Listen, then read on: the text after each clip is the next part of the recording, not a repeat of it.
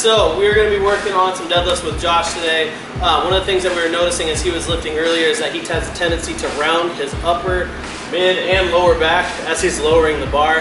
And this is in turn putting a lot of extra stress on the lower back and making it a lot harder for him to lock out the lift. So let's go ahead and hit a set of about 5. That way you can kind of get an idea of what we're looking to fix here.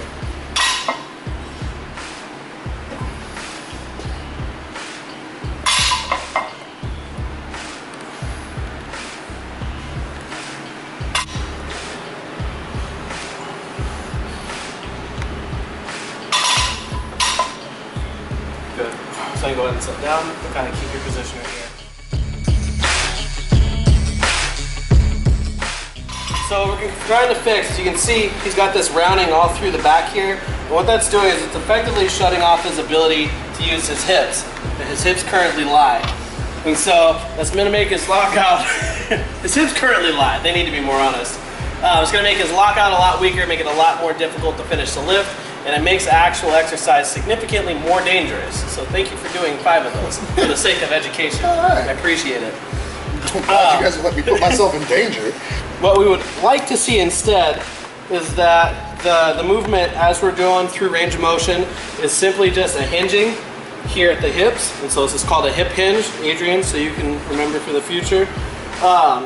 And that's the main movement pattern that we're using in a conventional deadlift. And this is where we see the most amount of dysfunction in people because a lot of people spend time sitting in desks, the hips get tight, a lot of the muscles that should be working shut off, some of the ones that shouldn't be working as much are working way too much, and we end up having a hard time getting down to the bar in good position because of lack of flexibility in through the hamstrings or several other different movement dysfunctions. So our goal today is to get Josh to a position where he can sit back to get down to the bar, keep it in close to the body, and just have that movement be a simple hinging pattern at the hip.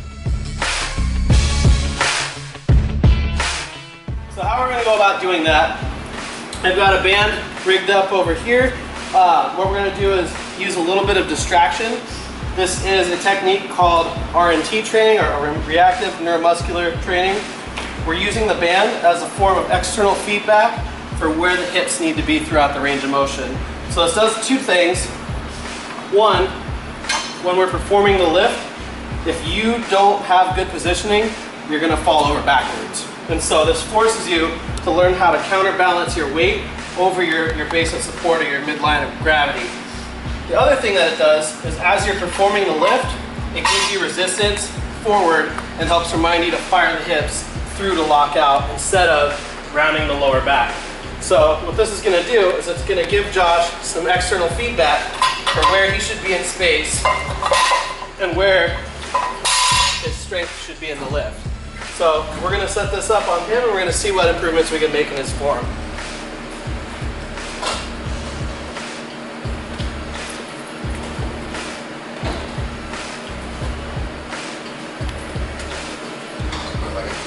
Yep, just right around the hip.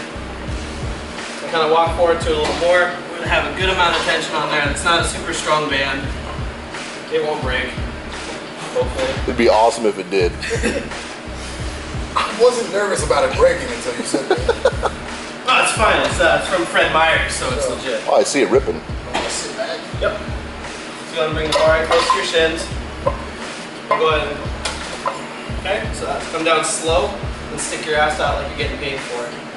Chest stays up high. Push your butt down a little bit. Chest up. Bar in close to the shins. And bring your knees a little bit more straight up. Right there. Push through, hips through. Down slowly. Sit back, ass back, ass back. Ass back, ass back. Good, back. Drive up. Good. Down again, we're going 2 more. Back, back, back. Drive up. Good. 1 more. Sit back. Hips through. Good. Down. Very good. So not perfect, but definitely better. What do you feel that's different? It takes me a minute to get used to getting the ass back.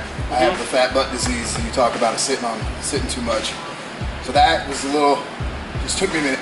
But it took a lot of pressure off up here. Good. By being able to keep that straighter And it's throughout the round. The coming down wasn't a chore. Before I felt like my background, I was feeling everything right here. Yeah. That last bit. Coming back down, I felt it in the legs. good. I felt the transition of it made it smoother. So let's go same thing again. We'll go another set of 5. This time what I want you to do, because you are starting to get some improvement in how you're tracking the hips, is instead of thinking of lowering the bar down and sinking the butt back, literally just keep pushing the butt back and let the band take your hips backwards. Once you get to the knees, sink straight down. So our goal is to keep the bar pretty much in contact with the shins the entire time, but you've got that pulling of the hips to kind of help you remember that. So we don't ever want to get into a position where our knees are drastically over the bar, because if we're just trying to lift here, the bar has to come up and out to get around the knees, right? So get the shins pretty much straight up and down like this, and that band is going to help teach you to get comfortable into that position there. If you think about, since you used to do sports, right? If you think about where you would jump from, if you're doing long jumps or like bounding, that comes from that hip explosion coming through. It's the same stance that we want to be in almost with our deadlift, right? Like that? Yep. So it's back, and then you jump. Okay. That's where we want to be.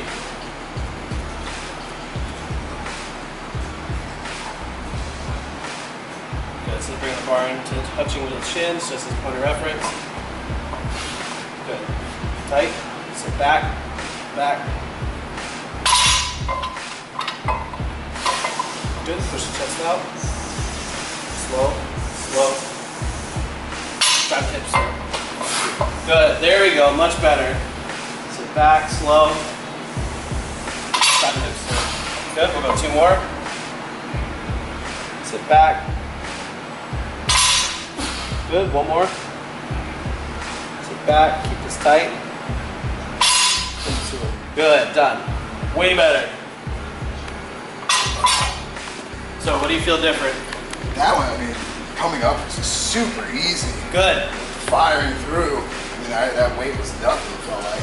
Perfect. The same thing on coming back down, everything was more in control. The jumping thing really stuck with me. That was a good one. Good. That got me to really focus on the bend, the hinge, and not the drop. Yep. So. And that's one of the things that I see people screw up the most with their deadlift, especially for people that use a touch and go rep.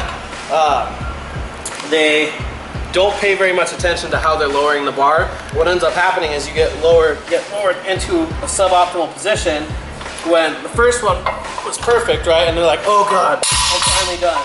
And now we're in the worst possible pulling position. Right. So you can imagine that as your reps go on, right, they get uglier and harder to lock out. So what we use this for is for kind of teaching where that pattern should be. And then over time, just by keeping that controlled, you can make your reps very mechanical. Anytime I felt like too where I was getting sloppy, that was great. So just then I kind of did the focus. Oh, remember something's pulling you back for a reason.